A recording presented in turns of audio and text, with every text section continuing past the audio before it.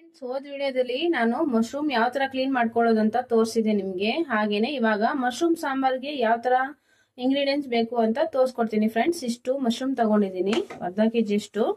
ಹಾಗೇನೆ ಈರುಳ್ಳಿ ತಗೊಂಡಿದ್ದೀನಿ, ಹಾಗೆ ಬೆಳ್ಳುಳ್ಳಿ ತಗೊಂಡಿದ್ದೀನಿ ಫ್ರೆಂಡ್ಸ್. ಹಾಗೇನೆ ಶುಂಠಿ ತಗೊಂಡಿದ್ದೀನಿ, ಕೊತ್ತಂಬರಿ ತಗೊಂಡಿದ್ದೀನಿ, ಹಾಗೇನೆ ಗೋಡಂಬಿ ತಗೊಂಡಿದ್ದೀನಿ, ಹಾಗೆ ಒಂದು ಟೊಮೊಟೊ ತಗೊಂಡಿದ್ದೀನಿ, ಹಾಗೆ ತೆಂಗಿನಕಾಯಿ ತುರಿ ತಗೊಂಡಿದ್ದೀನಿ ಫ್ರೆಂಡ್ಸ್. ಆಮೇಲೆ ಮಟನ್ ಮಸಾಲ, ಹಾಗೆ ಚಿಲ್ಲಿ ಪೌಡ್ರು, ಹಾಗೆ ಧನಿಯಾ ಪೌಡ್ರ್ ತಗೊಂಡಿದ್ದೀನಿ. ಇದು ನಮ್ಮೂರ ಕಡೆ ಜುಟ್ ಕೋಳಿ ಅಂತ ಬರುತ್ತೆ, ಅದಕ್ಕೆ ಯೂಸ್ ಮಾಡ್ತಾರೆ. ತೆಂಗಿನಕಾಯಿ ಹೋಳನ್ನ ಹಾಕ್ಬಿಟ್ಟು ಸಾಂಬಾರು ಮಾಡ್ತಾರೆ. ಅದೇ ನಾನು ಇವತ್ತು ಹೊಸ ರೆಸಿಪಿನ ಮಾಡ್ತಾ ಇದ್ದೀನಿ ಫ್ರೆಂಡ್ಸ್. ತೆಂಗಿನಕಾಯಿ ಕಟ್ ಮಾಡ್ಕೊಂಡಿದ್ದೀನಿ, ಇಷ್ಟು ತೆಂಗಿನಕಾಯಿ ಹೋಳನ್ನ ಯಾವ ಥರ ಮಾಡೋದಂತ ನಿಮಗೆ ತೋರಿಸ್ಕೊಡ್ತೀನಿ ಬನ್ನಿ ಫ್ರೆಂಡ್ಸ್. ಹಾಗೇನೆ 1 ಸ್ಪೂನ್ ಎಣ್ಣೆ ಹಾಕೋಬೇಕು ಫ್ರೆಂಡ್ಸ್. ಎಣ್ಣೆ ಹಾಕ್ಕೊಂಡು ಸ್ವಲ್ಪ ಕಾಳಾದ್ಮೇಲೆ ಈರುಳ್ಳಿ ಹಾಗೆ ಬೆಳ್ಳುಳ್ಳಿನ ಹುರ್ಕೋಬೇಕು ನೀಟಾಗಿ. ಹಾಗೆ ಗೋಡಂಬಿ ಹಾಕೋಬೇಕು ಫ್ರೆಂಡ್ಸ್. ಇಷ್ಟು ನೋಡಿ, 4-5 ಗೋಡಂಬಿ ಹಾಕೊತಾ ಇದ್ದೀನಿ. ಹಾಕೊಂಡು ಈ ಥರ ಫ್ರೈ ಮಾಡ್ಕೋಬೇಕು. ಮೂರನ್ನು ನಿಧಾನವಾಗಿ ಫ್ರೈ ಮಾಡ್ಕೋಬೇಕು. ಇದು ಬ್ರೌನ್ ಕಲರ್ ಬರೋವರೆಗೂ ಫ್ರೈ ಮಾಡ್ಕೋಬೇಕು ಫ್ರೆಂಡ್ಸ್. ಈ ಥರ ಬ್ರೌನ್ ಕಲರ್ ಆದಮೇಲೆ ಇವಾಗ ಸ್ವಲ್ಪ ಟೊಮೊಟೊ ಹಾಕ್ಕೊತಾ ಇದ್ದೀನಿ ಫ್ರೆಂಡ್ಸ್. ಟೊಮೊಟೊ ಹಾಗೆಯೇ ಶುಂಠಿ ಹಾಕ್ಕೊತಾ ಇದ್ದೀನಿ. ಶುಂಠಿ ಹಾಕ್ಕೊಂಡು ನೀಟಾಗಿ ಇದನ್ನು ಮತ್ತೆ ಫ್ರೈ ಮಾಡ್ಕೋಬೇಕು. ಹಾಗೆಯೇ ಈ ಥರ ಫ್ರೈ ಆದಮೇಲೆ ತೆಂಗಿನಕಾಯಿ ತುರಿ ಹಾಕ್ಕೊತಾ ಇದ್ದೀನಿ ಫ್ರೆಂಡ್ಸ್. ತೆಂಗಿನಕಾಯಿ ತುರಿ ಹಾಕ್ಕೋಬೇಕು. ಇದು ಸ್ವಲ್ಪ ಫ್ರೈ ಆದಮೇಲೆ ತೆಂಗಿನಕಾಯಿ ತುರಿ ಹಾಕ್ಕೊಂಡು ನೀಟಾಗಿ ಫ್ರೈ ಮಾಡ್ಕೋಬೇಕು. ಮತ್ತು ಚೆನ್ನಾಗಿ ಫ್ರೈ ಆಗಬೇಕಿದು. ಫ್ರೈ ಆದಮೇಲೆ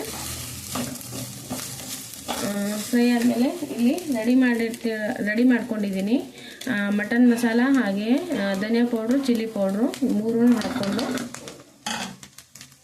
ಮಿಕ್ಸ್ ಮಾಡ್ಕೋಬೇಕು ನೀಟಾಗಿ. ಮೂರು ಹಾಕಿ ಮಿಕ್ಸ್ ಮಾಡಿದಾದ್ಮೇಲೆ ಸ್ವಲ್ಪ ಕೊತ್ತಂಬರಿನ ಹಾಕ್ಕೋಬೇಕು. ಹಾಕ್ಕೊಂಡು ನೀಟಾಗಿ ಇದನ್ನು ಫ್ರೈ ಮಾಡಿಕೊಂಡು ತಣ್ಣಗಾಗೋದು ಬಿಡಬೇಕು. ಆಮೇಲೆ ಮಿಕ್ಸಿ ಜಾರಿಗೆ ಹಾಕ್ಕೋಬೇಕು ಫ್ರೆಂಡ್ಸ್. ಇದು ತಣ್ಣಗಾಗೋವರೆಗೂ ನಾನು ಮತ್ತೊಂದು ಕಡೆ ಕೊಬ್ಬರಿ ಕಟ್ ಮಾಡ್ಕೊಂಡಿರೋದನ್ನು ಫ್ರೈ ಮಾಡ್ಕೊತೀನಿ. ಹಾಗೆಯೇ ಈ ಥರ ಎಣ್ಣೆ ಕಾಯ್ತಾಯಿದೆ ಫ್ರೆಂಡ್ಸ್. ಅದರಲ್ಲಿ ತೆಂಗಿನಕಾಯಿ ತುರಿನ ಹಾಕ್ತಾ ಇದ್ದೀನಿ. ಹಾಕ್ಕೊಂಡು ನೀಟಾಗಿ ಬ್ರೌನ್ ಕಲರ್ ಬರೋವರೆಗೂ ಫ್ರೈ ಮಾಡ್ಕೋಬೇಕು. ಇದನ್ನು ತುಂಬ ಟೇಸ್ಟಾಗಿರುತ್ತೆ ಫ್ರೆಂಡ್ಸ್. ಈ ಥರ ಒಂದ್ಸತಿ ಮಾಡ್ಕೊಂಡು ನೋಡಿ ಫ್ರೆಂಡ್ಸ್, ತುಂಬ ಟೇಸ್ಟಾಗಿ ಬರುತ್ತೆ ಸಾಂಬಾರು. ಅಣಬೆ ಸಾಂಬಾರು, ಮಶ್ರೂಮ್ ಸಾಂಬಾರು ಸಕ್ಕತ್ತಾಗಿರುತ್ತೆ. ನಾನು ಇದೇ ಟೈಮಲ್ಲ ನಮ್ಮ ಅತ್ತೆ ಮಾಡುತ್ತೆ ಊರಲ್ಲಿ, ಅದೇ ಥರ ಮಾಡ್ತಾಯಿದ್ದೀನಿ. ನಿಮಗೂ ಇಷ್ಟ ಆಗುತ್ತೆ, ಇದೇ ಥರ ಮಾಡ್ಕೊಳ್ಳಿ. ಈ ಥರ ಬ್ರೌನ್ ಕಲರ್ ಬರೋವರೆಗೂ ಫ್ರೈ ಮಾಡ್ಕೋಬೇಕು ಫ್ರೆಂಡ್ಸ್. ಇನ್ನೂ ಸ್ವಲ್ಪ ಬ್ರೌನ್ ಕಲರ್ ಬರಬೇಕು. ಇದು ಆವಾಗಲೇ ತುಂಬ ಟೇಸ್ಟ್ ಬರೋದು ಸಾಂಬಾರಿದು. ನೋಡಿ ಫ್ರೆಂಡ್ಸ್, ಈ ಥರ ಬರಬೇಕು ಬ್ರೌನ್ ಕಲರು, ಆವಾಗ ತುಂಬ ಟೇಸ್ಟಾಗಿರುತ್ತೆ ಸಾಂಬಾರು. ನಮ್ಮ ಅತ್ತೆನೂ ಇದೇ ಥರ ಹುರ್ಕೊತಾರೆ.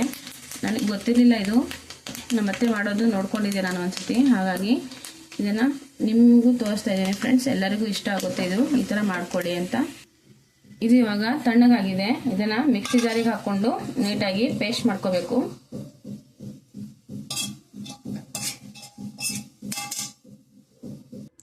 ಇವಾಗ ಈ ಥರ ಪೇಸ್ಟ್ ಆಗಿದೆ ಫ್ರೆಂಡ್ಸ್. ಈ ಥರ ಪೇಸ್ಟ್ ಮಾಡ್ಕೊಂಡಾದ್ಮೇಲೆ ಒಗ್ಗರಣೆಗೆ ಹಾಕ್ತೀನಿ. ಇವಾಗ ಒಗ್ಗರಣೆಗೆ ಹಾಕಿದ್ಮೇಲೆ ಯಾವ ಥರ ಬರುತ್ತೆ ಅಂತ ತೋರಿಸ್ತೀನಿ ನಿಮಗೆ.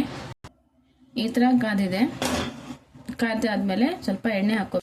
ಈ ಥರ ಸಾಸಿವೆ ಸಿಡಿತಾ ಇದೆ ಫ್ರೆಂಡ್ಸ್. ಇವಾಗ ರುಬ್ಕೊಂಡಿರುವಂತಹ ಪೇಸ್ಟ್ನ ಹಾಕ್ಕೋಬೇಕು. ಇವಾಗ ಪೇಸ್ಟ್ ಹಾಕ್ಕೋಬೇಕು.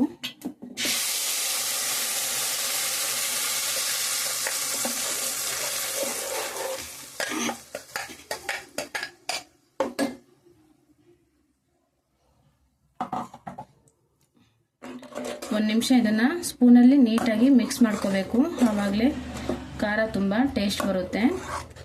ಆಮೇಲೆ ಸಾಂಬಾರಲ್ಲಿ ಸ್ವಲ್ಪ ನೀರು ಹಾಕ್ಕೊಂಡ್ರು ಟೇಸ್ಟ್ ಬರುತ್ತೆ ಫ್ರೆಂಡ್ಸ್. ಈ ಥರ ಒಂದ್ಸತಿ ಕೈ ಆಡಿಸ್ಕೋಬೇಕು ಫ್ರೆಂಡ್ಸ್, ಇಲ್ಲಾಂದರೆ ಕೆಳಗಡೆ ಅಂಟ್ಕೊಂಡ್ಬಿಡುತ್ತೆ. ಇದು ಮುದ್ದೆ ಜೊತೆಗೂ ಚೆನ್ನಾಗಿರುತ್ತೆ, ಅನ್ನ ಜೊತೆನೂ ಚೆನ್ನಾಗಿರುತ್ತೆ. ಹಾಗೆ ದಪ್ಪ ಮಾಡಿಕೊಂಡು ಚಪಾತಿ ಜೊತೆನೂ ತಿನ್ಬೋದು. ಚಪಾತಿ ಜೊತೆ ಯಾವ ಥರ ಅಂದರೆ ಏನೊಂದು ಥರ ಮಾಡ್ಬೋದು, ಆದರೆ ನಾನು ಈ ಥರ ಮಾಡ್ತೀನಿ. ಬರೀ ಪಲ್ಯ ಮಾಡ್ಬೋದು, ಆದರೆ ನಾನು ಈ ಥರ ಮಾಡಿದ್ದೀನಿ. ಯಾರಿಗೆಲ್ಲ ಈ ರೆಸಿಪಿ ಇಷ್ಟ ಆಗಿದೆಯೋ ಅವರು ಲೈಕ್ ಮಾಡಿ, ಶೇರ್ ಮಾಡಿ, ಕಮೆಂಟ್ ಮಾಡಿ, ಹಾಗೆ ಸಬ್ಸ್ಕ್ರೈಬ್ ಮಾಡಿ ಫ್ರೆಂಡ್ಸ್. ಎಲ್ಲರಿಗೂ ಕಳಿಸಿ ಶೇರ್ ಮಾಡಿ ಅಂತ ಕೇಳ್ಕೊತೀನಿ ಫ್ರೆಂಡ್ಸ್. ಹಾಗೆ ನಮ್ಮ ವಿಡಿಯೋನ ಸ್ಕಿಪ್ ಮಾಡಬೇಡಿ, ಎಲ್ಲರೂ ಎಂಡ್ವರೆಗೂ ನೋಡಬೇಕು ಅಂತ ಕೇಳ್ಕೊತೀನಿ ಫ್ರೆಂಡ್ಸ್. ಹಾಗೇನೆ ಇವಾಗ ಕುದಿ ಬರ್ತಾ ಇದೆ ಫ್ರೆಂಡ್ಸ್. ಈ ತರ ಕುದಿ ಬಂದ ಮೇಲೆನೆ ಮಶ್ರೂಮ್ ಇದೆ ರೆಡಿ ಮಾಡಿ ತೊಳೆದಿಟ್ಕೊಂಡಿದ್ದೀನಿ. ಮಶ್ರೂಮ್ನ ಸೇರಿಸ್ಕೋಬೇಕು ಫ್ರೆಂಡ್ಸ್. ಈ ತರ ಮಶ್ರೂಮ್ನ ಸೇರಿಸ್ಕೋಬೇಕು. ನಾನು 2 ಸತಿ ವಾಶ್ ಮಾಡ್ಕೊಂಡಿದ್ದೀನಿ. ವಾಶ್ ಮಾಡ್ಕೊಂಡು ಸೇರಿಸ್ತಾ ಇದ್ದೀನಿ. ಈ ತರ ಸೇರಿಸ್ಕೊಂಡಾದ್ಮೇಲೆ ನೀಟಾಗಿ ಸ್ಪೂನಿಂದ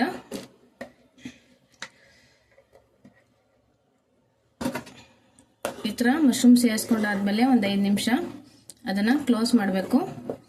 ಅವಾಗ ಮಶ್ರೂಮ್ ನೀಟಾಗಿ ಜಾಸ್ತಿ ಬೇಯಿಸ್ಕೋಬಾರ್ದು. ಜಾಸ್ತಿ ಬೇಯಿಸ್ಕೊಂಡ್ಬಿಟ್ರೆ ಎಲ್ಲ ಕಲ್ಸ್ಕೊಂಡಂಗೆ ಆಗ್ಬಿಡುತ್ತೆ.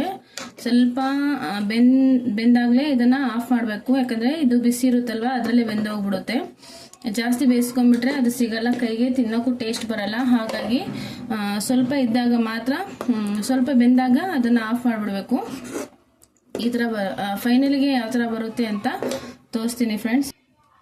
ಈ ಥರ ಕುದಿ ಬರ್ತಾ ಇದೆ. ಯಾರಿಗೆಲ್ಲ ಚಿಕನ್ ಮಟನ್ ಇಷ್ಟ ಆಗಲ್ವೋ ಈ ಥರ ಮಶ್ರೂಮ್ ಸಾಂಬಾರ್ ಮಾಡ್ಕೊಂಡು ತಿನ್ಬೋದು. ಇದು ಸೇಮ್ ಚಿಕನ್ ಸಾಂಬಾರ್ ಇದ್ದಂಗೆ ಇರುತ್ತೆ. ಇದು ಮುದ್ದೆ ಮೇಲೆ ಸಕ್ಕತ್ತಾಗಿರುತ್ತೆ ಫ್ರೆಂಡ್ಸ್. ಒಂದ್ಸತಿ ಟ್ರೈ ಮಾಡಿ ಅಂತ ಕೇಳ್ಕೊತೀನಿ. ಇದೇ ಥರ ರೆಸಿಪಿ ನಿಮಗೆ ಬೇಕಾದರೆ ನಮಗೆ ಮೆಸೇಜ್ ಮಾಡಿ. ನಾನು ನಿಮಗೆ ಎಷ್ಟಾಗುತ್ತೋ ಅಷ್ಟು ತಿಳಿಸ್ಕೊಡೋಕ್ಕೆ ಸಾಧ್ಯ ಆದಷ್ಟು ಮಾಡ್ತೀನಿ ಫ್ರೆಂಡ್ಸ್. ನಮ್ಮ ವಿಡಿಯೋನ ಸ್ಕಿಪ್ ಮಾಡಬೇಡಿ ಪ್ಲೀಸ್, ಎಲ್ಲರೂ ನೋಡಿ ಅಂತ ಕೇಳ್ಕೊತೀನಿ. ಇದು ಫೈನಲಿಗೆ ಹಾಕೋಬೇಕು ಫ್ರೆಂಡ್ಸ್. ಇದು ತೆಂಗಿನಕಾಯಿ ಹೊಳ್ಳ ತಗೊಂಡು ನೀಟಾಗಿ ಡ್ರೈ ಮಾಡ್ಕೊಂಡಿದೆ ಎಣ್ಣೆಯಲ್ಲಿ.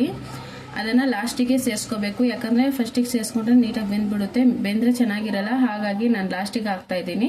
ನೀವು ಲಾಸ್ಟಿಗೆ ಹಾಕಿ ಈ ತರ ಬ್ರೌನ್ ಕಲರ್ ಬರೋವರೆಗೂ ಇದನ್ನ ನೀಟಾಗಿ ಫ್ರೈ ಮಾಡ್ಕೋಬೇಕು. ಇವಾಗ ಸೇರಿಸ್ತಾ ಇದ್ದೀನಿ ಫ್ರೆಂಡ್. ತುಂಬಾ ಚೆನ್ನಾಗಿರುತ್ತೆ. ಈ ತರ ಮಾಡ್ಕೊಂಡು ನೋಡಿ ಒಂದ್ಸತಿ ಆದ್ರೂ. ಇದು ಹಳ್ಳಿ ಕಡೆ ಮಾಡ್ತಾರೆ, ನಿಮ್ಗೆ ಗೊತ್ತಿರಲ್ಲೋ ಗೊತ್ತಿಲ್ಲ. ಆದ್ರೆ ನಾನು ನಮ್ಮ ಅತ್ತೆ ಮಾಡೋತ್ತೆ ಈ ತರ. ಹಾಗಾಗಿ ನಾನು ಈ ತರ ರೆಸಿಪಿ ತೋರಿಸ್ಕೊಡ್ತಾ ಇದ್ದೀನಿ. ಇದೇ ತರ ರೆಸಿಪಿ ಬೇಕಾದ್ರೆ ನನಗೆ ಕಮೆಂಟ್ ಮಾಡಿ ಅಂತ ಕೇಳ್ಕೊತಾ ಇದ್ದೀನಿ ಫ್ರೆಂಡ್ಸ್. ನೋಡಿ ಫ್ರೆಂಡ್ಸ್, ಫೈನಲ್ಗೆ ಈ ತರ ಬಂದಿದೆ. ಇದು ಸೇಮ್ ಚಿಕನ್ ಸಾಂಬಾರ್ ಇದ್ದಂಗೆ ಇದೆ. ನಿಮ್ಗೆ ಯಾರಿಗೆಲ್ಲ ಚಿಕನ್ ಸಾಂಬಾರ್ ಇಷ್ಟ ಆಗಲ್ವೋ ಈ ತರ ಮಶ್ರೂಮ್ ಸಾಂಬಾರ್ ಮಾಡ್ಕೊಂಡು ತಿನ್ಕೋಬಹುದು. ಯಾಕಂದ್ರೆ ತುಂಬಾ ಟೇಸ್ಟಿಯಾಗಿರುತ್ತೆ ಇದು. ಒಂದ್ಸತಿ ಟ್ರೈ ಮಾಡಿ ಆಮೇಲೆ ನನಗೆ ಕಮೆಂಟ್ ಮಾಡಿ ನೆಕ್ಸ್ಟ್ ಯಾವ ಥರ ನಿಮಗೆ ರೆಸಿಪಿ ಬೇಕು ಅದು ಕಮೆಂಟ್ ಮಾಡಿ ಫ್ರೆಂಡ್ಸ್. ಪ್ಲೀಸ್ ಎಲ್ಲರೂ ಸಬ್ಸ್ಕ್ರೈಬ್ ಮಾಡಿ ಅಂತ ಕೇಳ್ಕೊತೀನಿ ಫ್ರೆಂಡ್ಸ್. ಹಾಗೆ ಆ ಪಕ್ಕದಲ್ಲಿರೋ ಬೆಲ್ ಐಕನ್ನ ಕ್ಲಿಕ್ ಮಾಡ್ಕೊಳ್ಳಿ. ಮತ್ತೆ ನಾನು ಯಾವ ವಿಡಿಯೋ ಮಾಡಿದ್ರು ನಿಮಗೆ ಮತ್ತೆ ಬರ್ತಾ ಇರುತ್ತೆ.